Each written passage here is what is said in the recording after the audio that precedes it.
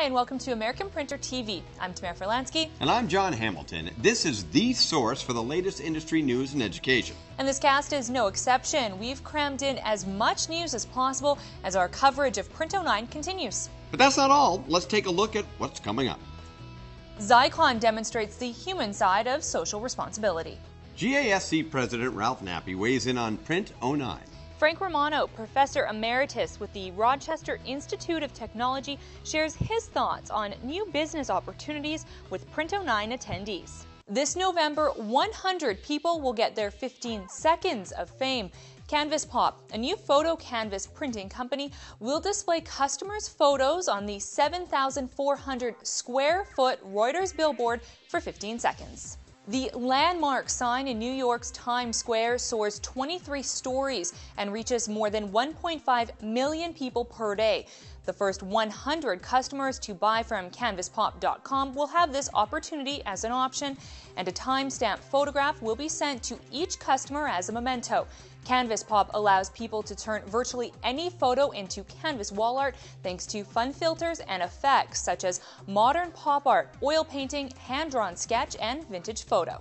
A team of skilled digital designers is available to work directly with the client and even provide a free digital proof before it's printed. To learn more about Canvas Pop, visit canvaspop.com.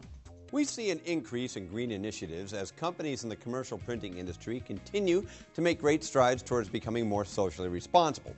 Xeikon is focusing on the human side of social responsibility, partnering with Dana-Farber Cancer Institute and the Jimmy Fund to raise funds for cancer research through the Institute's Holiday Card Program. Xeikon CMO Michael Ring takes a break during Print 09 to talk to American Printer about this worthwhile project. Most people are socially aware in terms of eco-friendliness, and so are we, and we wanted to do some work in the community. We teamed up with Dana-Farber Cancer Institute to do their Christmas cards. There's at a trade show a lot of waste, and we thought we could use our technology to print the Christmas card campaign for them. You know, the materials that we use for print samples being thrown out, we'd actually do the printing here at the show. So their Christmas card campaign last year raised about $400,000 for cancer research. Unfortunately, a majority share of that went to paying for the production of Christmas cards.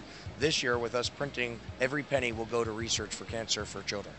This year's installment of Print 09 is officially in the books, and according to show organizer GASC, the overall perception of the show was positive. American Printer Editor-in-Chief Catherine O'Brien talks candidly with GASC President Ralph Nappi about attendance and his take on what attendees got out of this year's show. It is what most people would have expected, but a little less than what they had hoped for. We know clearly the economy is challenged, but I talked to an exhibitor yesterday, and I think he put it best. He said, Ralph, all the appointments that we made, all the customers that told us that we're going to be here showed up, and we had good discussions with them.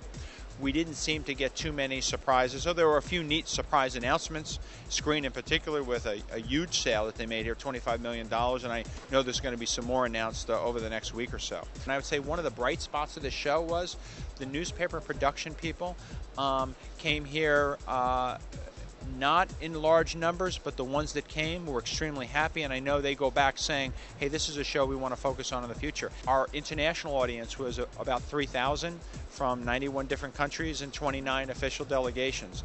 But our primary focus is commercial printers, Catherine, as you know. They were here, and they were here and seemed to be, certainly those that were buying, they were here. Those that were interested in the next 6 to 8 months were here. Quantity was down, so therefore quality is up. The issue is I have to believe the quality was up, because in this environment, you're not coming to a show unless you're serious. If you're not serious a buyer, you're serious about thinking about what the strategic vision is going to be for your printer or your shop right now, which means they were here for technology, they were here to see what was new, they were here to network.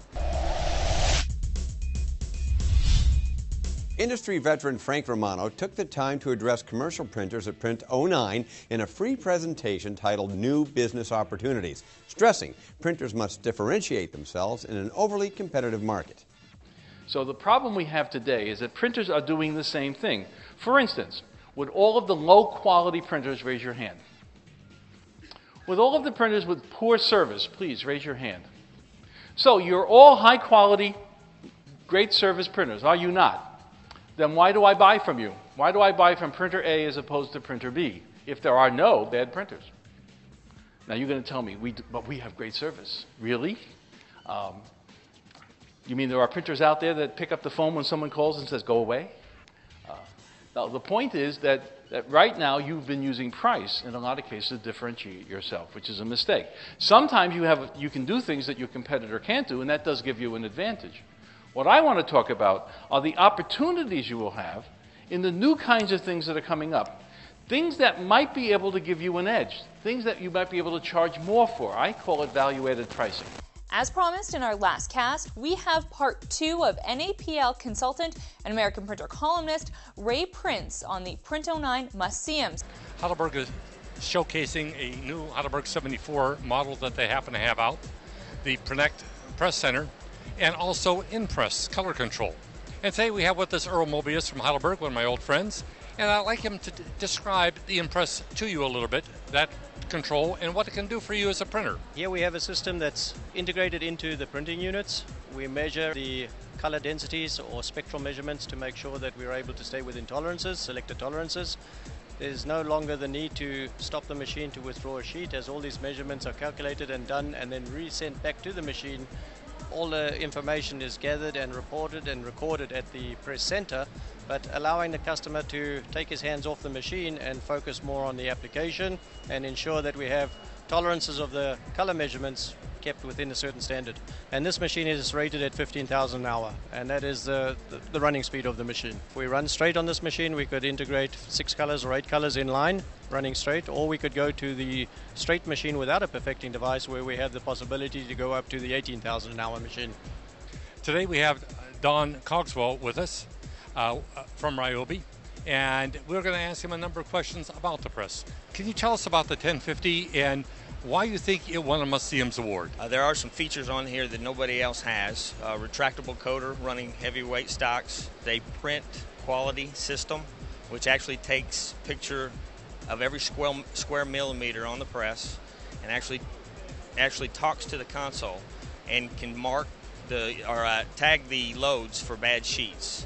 It also has closed cell analogs, fully automatic plate changers, up to 40-point board, and all the way down to 16-pound C1S. Press also has a print automatic make-ready system, which allows you to put in all the information for the next job while the previous job is running. Stop the press, it washes blankets, back cylinders, as well as changes place fully automatically. Well, that brings us to the end of the cast. We hope you enjoyed it. If you did, and even if you didn't, let us know. The Contact Us tab is right above us. Coming up on our next show, part 3 of the must-see-ems, and we find out how the Harding-Corman Group won an NAPL Gold Management Award.